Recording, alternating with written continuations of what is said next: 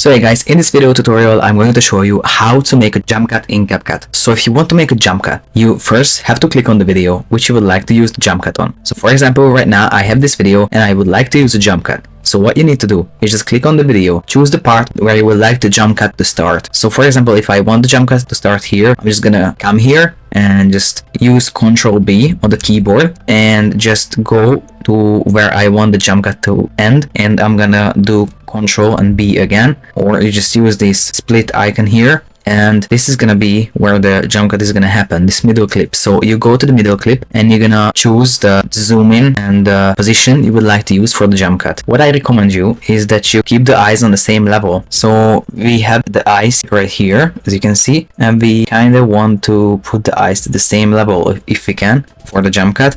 And now basically that's how you do jump cut, and now it's gonna look like that.